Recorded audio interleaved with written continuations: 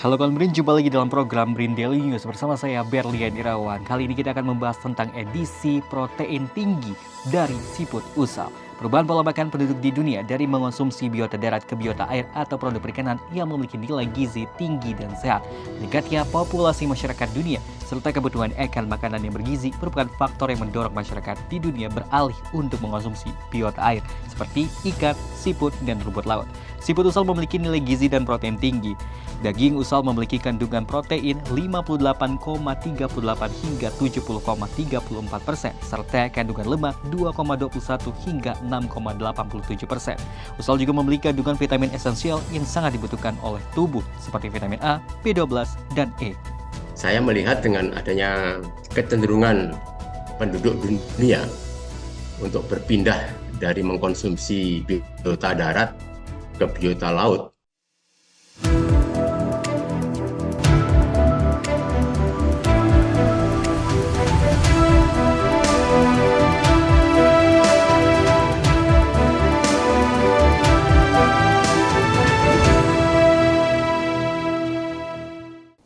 Tuh, dua. Ada kawan Brin.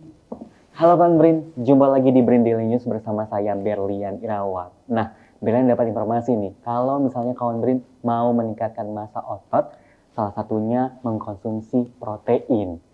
Menurut peneliti Pusat Riset Teknologi dan Proses Pangan Brin, Dwi Eni Joko Setiono mengatakan nih ya, telah terjadi perubahan pola makan penduduk di dunia dari mengkonsumsi biota yang ada di darat menjadi mengkonsumsi biota yang ada di air nih, karena memiliki nilai gizi tinggi dan juga sehat. Yuk, simak informasinya berikut ini. Saya tertarik karena saya melihat dengan adanya kecenderungan penduduk dunia untuk berpindah dari mengkonsumsi biota darat ke biota laut. Kenapa kok biota laut? Karena biasanya biota darat itu kan lemaknya sangat tinggi, sedangkan biota laut kandungan lemaknya sangat rendah. Hanya sekitar 2-6% kandungan lemaknya untuk siput usal. Yang kedua, siput usal ini mempunyai keunggulan di dalam kandungan proteinnya. Kandungan proteinnya itu antara 58-72% itu adalah protein. Karbohidratnya hanya sekitar 20%. Nah, dengan kandungan protein yang tinggi ini, saya berpikir pantas masyarakat pesisir itu jarang yang kekurangan protein. Jadi mereka tetap sehat meskipun yang mereka makan itu hanya katakanlah produk perikanan yang secara ekonomis. Karena ini kan hanya siput-siput kecil yang setiap saat ditangkap oleh masyarakat, dimasak, tetapi kok keluarganya sehat. Padahal makannya cuma siput-siput kecil. Ternyata itu kelebihannya karena meskipun jumlah yang dimakan sedikit, tetapi kebutuhan protein di dalam tubuh masyarakat pesisir itu sudah terpenuhi. Sesaat lagi Anda akan menyaksikan Breaking News.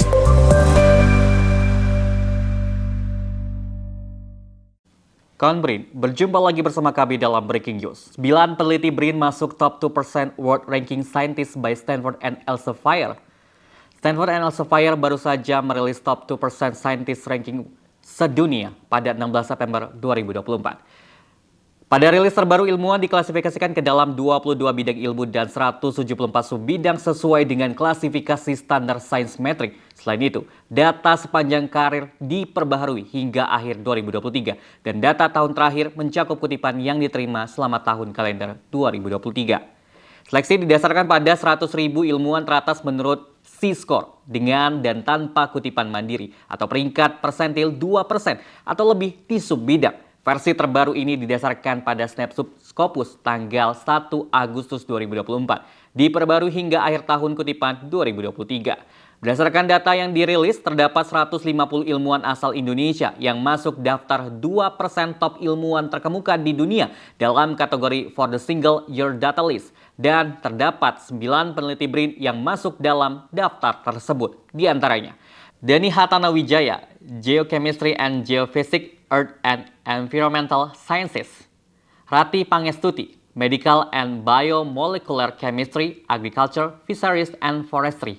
Muhammad Reza Cordova, Marine Biology and Hydrobiology, Biology.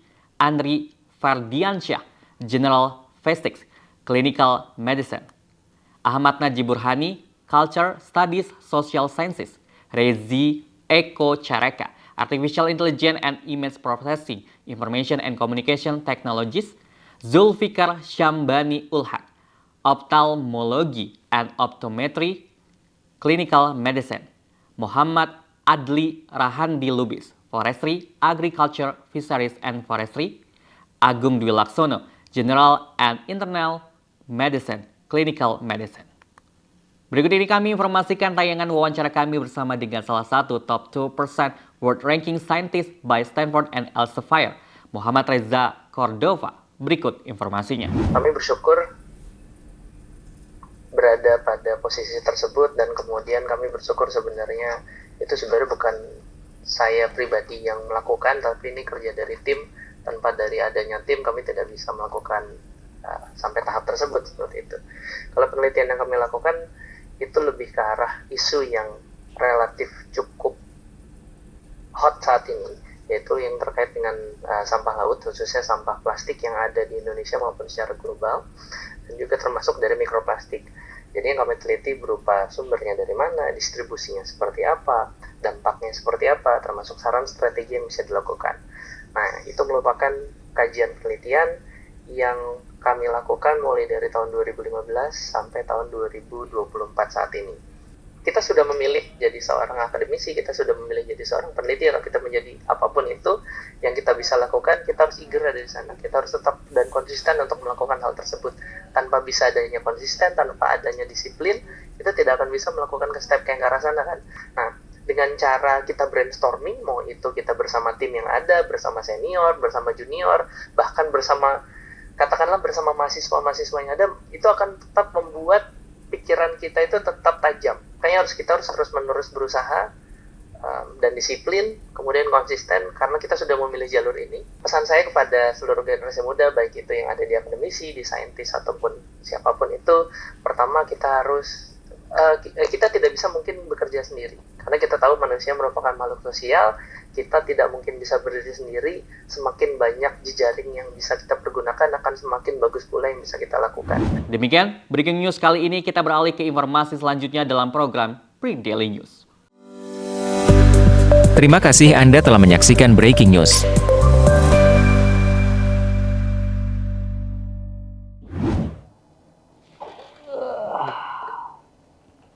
Nah, kawan Brin, di Gunung Kidul sendiri kabarnya masyarakat banyak mengkonsumsi salah satu protein biota air ini, yakni siput usal atau turbo SPP.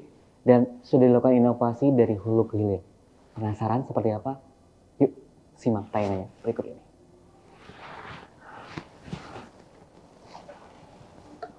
Kita temukan atau inovasi ada dua tahapan inovasi. Inovasi pertama adalah inovasi tentang teknik pembenihan, bagaimana menghasilkan siput atau benih siput usal ini supaya itu nanti bisa ditebar ke alam untuk restock. Hasil tangkapan mereka itu paling banyak pada saat air surut panjang.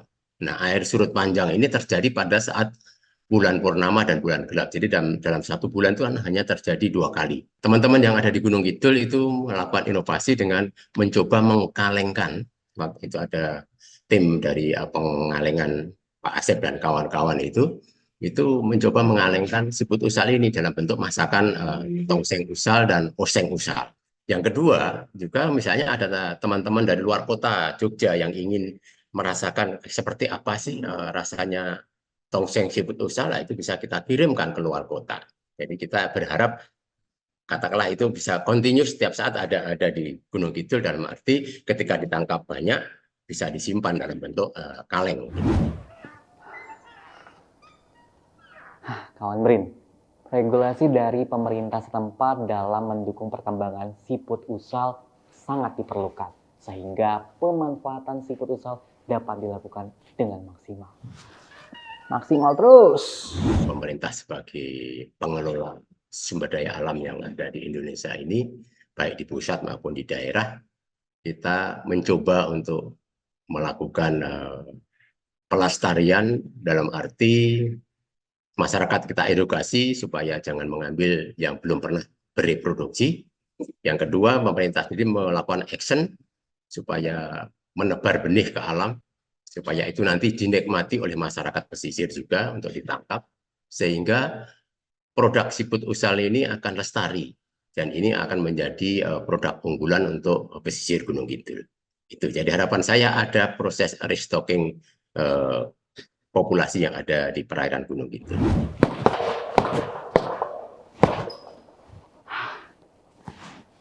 Terima kasih kawan Brin yang sudah menyaksikan tayangan Brin News hari ini. Saya Berlian Irawan, mewakili kru yang tugas pamit undur diri. Riset dan inovasi untuk Indonesia maju. Brin TV, TV riset zaman now.